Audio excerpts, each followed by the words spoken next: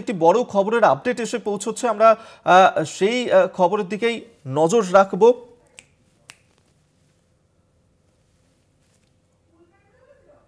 নেপালে প্রেসিডেন্টের বাড়িতে ঢুকে গেল বিক্ষোভকারীরা। সেই ছবি এই মুহূর্তে দেখাবো আপনাদেরকে এবং সেই খবর এই মুহূর্তে দিচ্ছে এই বড় খবর, যেখানে নেপালে প্রেসিডেন্টের বাড়িতে ঢুকে গিয়েছে বিক্ষোভকারীরা। ক্রমশই অগ্নিগর্ভ পরিস্থিতি তৈরি হয়েছে নেপালে এবং প্রধানমন্ত্রীর বাড়িতে আগুন ধরিয়ে দেওয়া হয়েছে। যেমনটা জানা যাচ্ছে, প্রধানমন্ত্রীর বাড়িতে আগুন ধরিয়ে দেওয়া হয়েছে নেপালে। কোথায় গেলেন তাহলে কেপি শর্মা ওলি, সেই প্রশ্নই কিন্তু এই মুহূর্তে দেখা দিয়েছে, কারণ নেপালের প্রধানমন্ত্রী তার বাড়িতে আগুন ধরিয়ে দেওয়া হয়েছে। যেমনটা জানা যাচ্ছে, এই মুহূর্তে বড় খবর দিচ্ছি আপনাদেরকে যে নেপালের প্রধানমন্ত্রী কেপি শর্মা ওলি তার বাড়িতে আগুন ধরিয়ে দেওয়া হয়েছে। নেপালের প্রেসিডেন্টের বাড়িতে ঢুকে পড়েছে বিক্ষোভকারীরা। নেপালের পরিস্থিতি ক্রমশই হাতের বাইরে চলে গিয়েছে।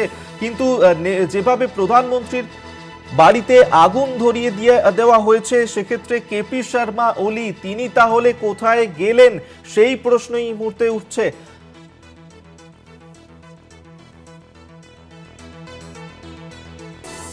আমরা এই মুহূর্তে সরাসরি এই নিয়ে আরো বিস্তারিত কথা বলবো। নিউজ রুম থেকে আমাদের সঙ্গে রয়েছেন আমাদের পলিটিক্যাল এডিটর আশিস চট্টোপাধ্যায়।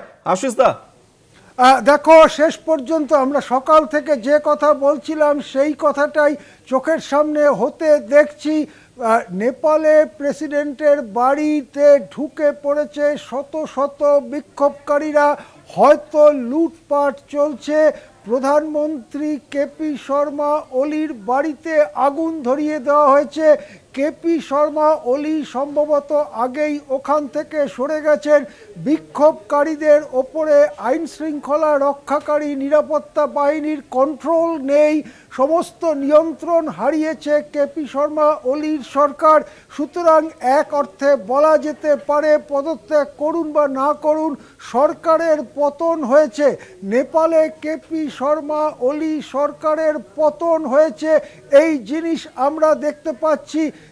ঠিক একই ধরনের জিনিস যেমনটা আমরা দেখেছিলাম বাংলাদেশে, যেমনটা আমরা দেখেছিলাম শ্রীলঙ্কায়, যেমনটা আমরা দেখেছিলাম আফগানিস্তানে, ঠিক একই ধরনের যেন একটা বিপ্লব হয়ে গেল, বিপ্লবের মধ্যে দিয়ে অসংগঠিত জনতা তারা চলে এলো, তারা কিছু দাবি তুলল এবং সেই দাবি মিটে যাওয়ার পরেও তারা আন্দোলন চালিয়ে গেল এবং প্রেসিডেন্টের বাড়িতে ঢুকে গেল, তারা প্রধানমন্ত্রীর বাড়িতে ঢুকে গেল।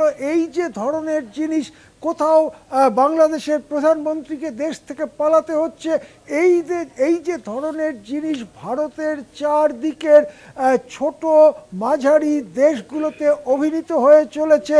তারই আরেকটি অঙ্ক আমরা দেখতে পাচ্ছি নেপালে সম্ভবত সরকারের পতন হয়েছে যেন এক গণবিপ্লবের মধ্য দিয়ে। এই বিপ্লবের পেছনে কারা, কোত্থেকে প্ল্যানিং হলো, কারা টাকা পয়সা জোগালো, কি হতে চলেছে আসলে সেটা এখনো স্পষ্ট নয়।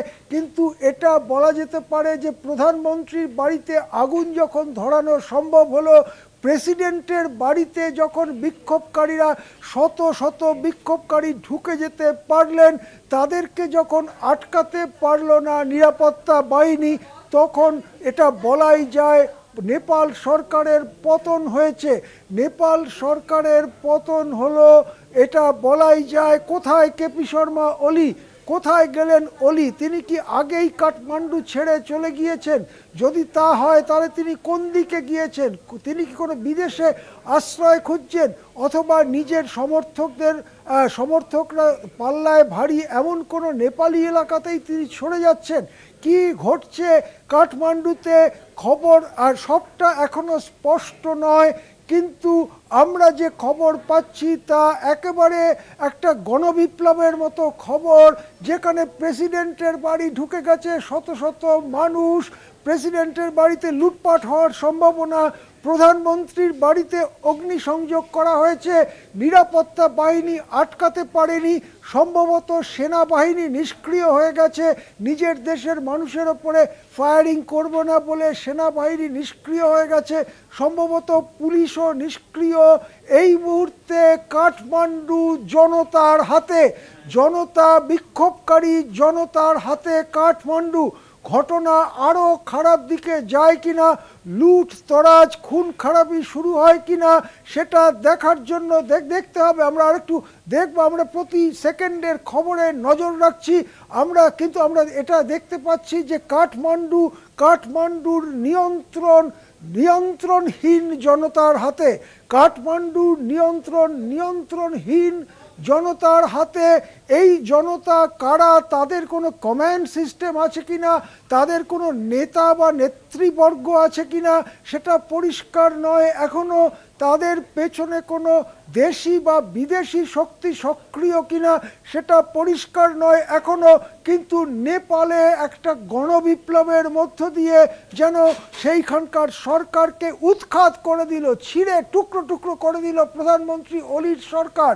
শেষ পর্যন্ত হয়তো মন্ত্রীরা প্রায় সবাই, প্রধানমন্ত্রী নিজে, প্রেসিডেন্ট, তারা কোথায়, তাদের হোয়ার অ্যাবাউটস জানা যাচ্ছে না, তারা কোথায়।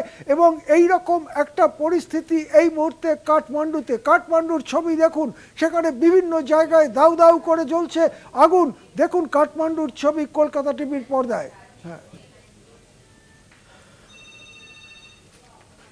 একেবারেই অবশ্যই এদিকে আমাদের নজর থাকবে। আপাতত ধন্যবাদ জানাবো আপনাকে, এতক্ষণ সরাসরি নিউজ রুম থেকে আমাদের সঙ্গে ছিলেন আমাদের পলিটিক্যাল এডিটর আশিস চট্টোপাধ্যায়।